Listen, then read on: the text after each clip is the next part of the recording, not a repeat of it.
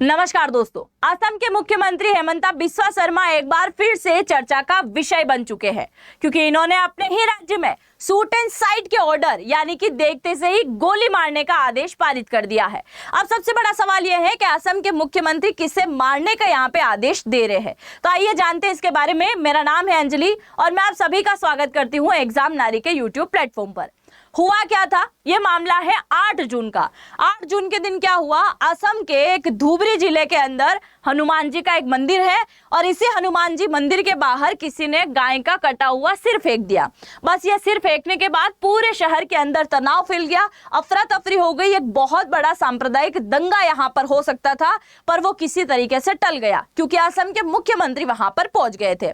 अब आप यहाँ पे देखिए, ये वही हनुमान जी का मंदिर है जिसके प्रांगण में यहाँ पे क्या है, गाय का कटा हुआ सिर फेंका गया था और यहाँ लगातार लोगों की भीड़ इकट्ठा होना शुरू हो गई।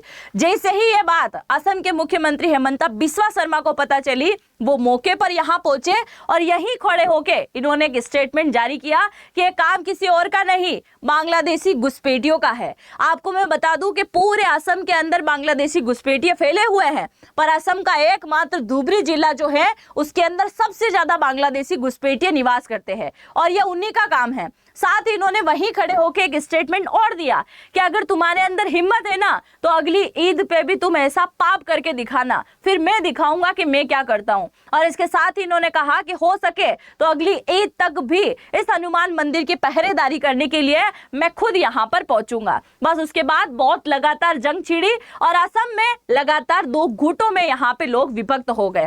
पहला गुट जिसमें हिंदू लोग शामिल हैं और हिंदुओं के बड़े बड़े महंत जो महाराज लोग होते हैं वो शामिल हैं, और दूसरा जो ग्रुप है उसके अंदर मौलाना मौलवी शामिल है और इसके साथ ही इस्लाम धर्म के कुछ व्यक्ति इसके अंदर शामिल है। अब सीधा इस्लाम को क्यों टारगेट किया गया, क्योंकि यहाँ हुआ क्या था, ईद उल अजहा यानी कि बकरी ईद के जस्ट एक दिन बाद का यह मामला था, इसलिए इन्होंने इसको टारगेट करना शुरू कर दिया। और जैसे इस्लाम को यहाँ पे टारगेट किया गया तो एक बहुत बड़े मौलाना है, मौलाना बरेलवी, असम के हैं ये, और बरेलवी के द्वारा ये स्टेटमेंट जारी किया गया कि जब से असम के मुख्यमंत्री की शपथ ग्रहण करके सामने आए हैं तब से इन्होंने हम लोगों को टारगेट करना शुरू कर दिया, यानी कि इस्लामिक लोगों को इन्होंने टारगेट करना शुरू कर दिया और ये चाहते हैं कि हम असम छोड़ के चले जाए, पर ऐसा कभी भी पॉसिबल नहीं है, हम असम से नहीं जाने वाले। जबकि असम के मुख्यमंत्री हेमंता बिस्वा शर्मा ने कहा कि ये जो बांग्लादेशी घुसपैठिए है ये भी इस्लामिक व्यक्ति हैं और ये कारनामा इनके द्वारा किया गया।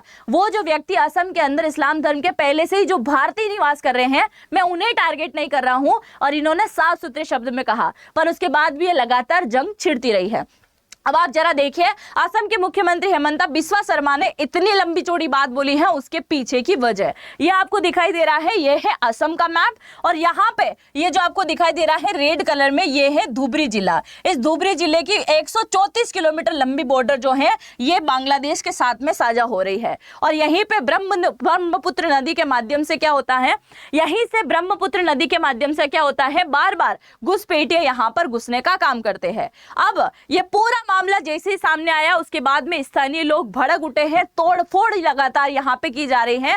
बस एक सांप्रदायिक दंगा जो हिंदू मुस्लिम का बड़ा होना था, बस वो किसी तरीके से टल गया। बाकी लोगों में बहुत ज्यादा गुस्सा है जिसके चलते यहाँ पे पुलिस और इसके साथ ही बीएसएफ तक को यहाँ पे तैनात कर दिया गया। साथ ही जो धुबरी जिले के अंदर जो उस मंदिर के आसपास का जो बाजार था वो पूरे बाजार को पूरी तरीके से बंद कर दिया गया है। ये आप देख सकते हैं, पुलिस वाले लगातार यहाँ पे पहरेदारी करने का काम कर रहे हैं। आगे बढ़ने से पहले अगर आपने मुझे फॉलो नहीं किया है इंस्टाग्राम फेसबुक अंजलि वॉइस के नाम से मेरी आईडी आपको मिलेगी, जरूर से आप फॉलो कर लीजिएगा।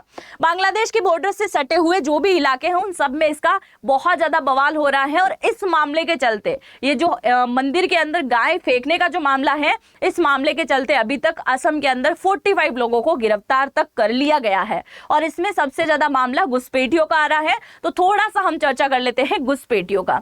घुसपैठियों के साथ साथ असम के मुख्यमंत्री हेमंता बिस्वा शर्मा ने यह बात भी कही है कि असम की बहुत ज्यादा बॉर्डर जो है बांग्लादेश के साथ में लगती है और कई सारे बांग्लादेशी ऐसे घुसपैठिए हैं जो खुद तो भारत में आ रहे हैं पर उनके साथ वो ड्रग्स भी लेके आ रहे हैं और मवेशी भी लेके आ रहे हैं, जिसके चलते इन्होंने उसको लेकर भी एक बहुत बड़ा टारगेट क्लियर कर दिया है कि अगर ऐसे लोग भी कहीं नजर आते हैं तो पुलिस वालों को सीधा आप संपर्क करो और उन्हें शूट एंड साइट के ऑर्डर तक रिलीज कर दिए हैं।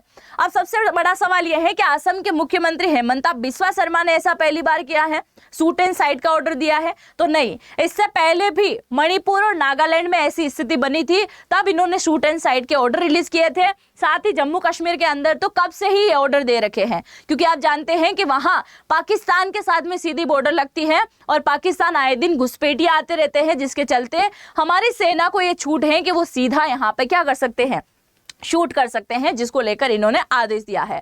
अब जहां पे घटना हुई है उस जिले के बारे में मैं आपको थोड़ा सा बता देती हूँ।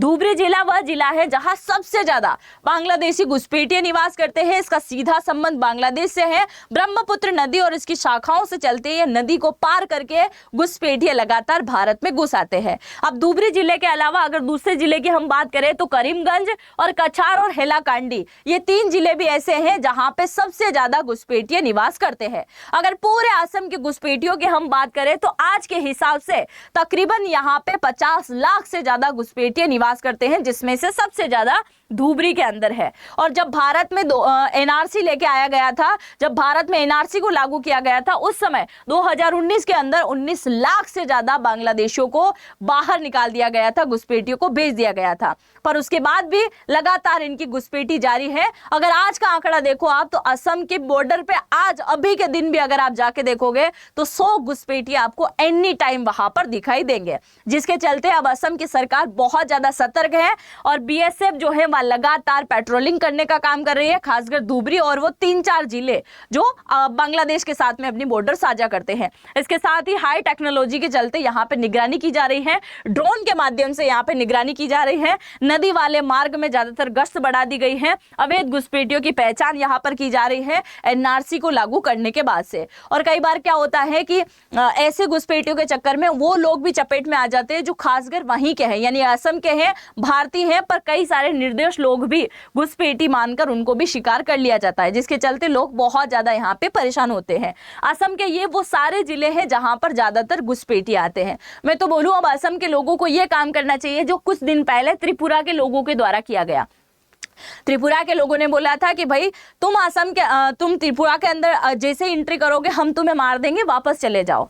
तो फिर भी वो लोग नहीं माने। कुछ बांग्लादेशी और कुछ इंग्लैंड के लोगों के द्वारा त्रिपुरा के अंदर घुसपैठ करने की कोशिश की गई और त्रिपुरा के लोगों को गुस्सा आया तो उन्होंने क्या किया, सीधा बाण मारने का काम किया और बाण से उन लोगों को घायल कर दिया और उनको हॉस्पिटल तक पहुंचा दिया था। तो मेरा तो बोलना यही है, अगर आपको घुसपैठिए नजर आते हैं तो बाण नहीं नजर आए तो पत्थर तो नजर आता ही है ना, पत्थर लेके सिर फोड़ दो, पता चल जाएगा क्या हो रहा है यहाँ पे। बाकी आप अगर असम, त्रिपुरा या पूर्वोत्तर राज्य के किसी भी राज्य से वीडियो देख रहे हैं तो जरूर से कमेंट सेक्शन में लिख के जाइएगा, मुझे आप सभी का कमेंट का इंतजार रहेगा। और अगर आपके सामने ऐसी घुसपैठ होते हुए कोई बांग्लादेशी भारत के अंदर घुसता हुआ नजर आ रहा हो तो आप किस प्रकार की प्रतिक्रिया देंगे, जरूर से कमेंट सेक्शन में लिख के जाइएगा। मुझे आप सभी के कमेंट का बेसब्री से इंतजार रहेगा। चैनल पे अगर पहली बार आए हैं तो चैनल को तो सब्सक्राइब करना बिल्कुल भी मत भूलिएगा। हम मिलते हैं नेक्स्ट वीडियो में, तब तक के लिए जय हिंद, जय भारत।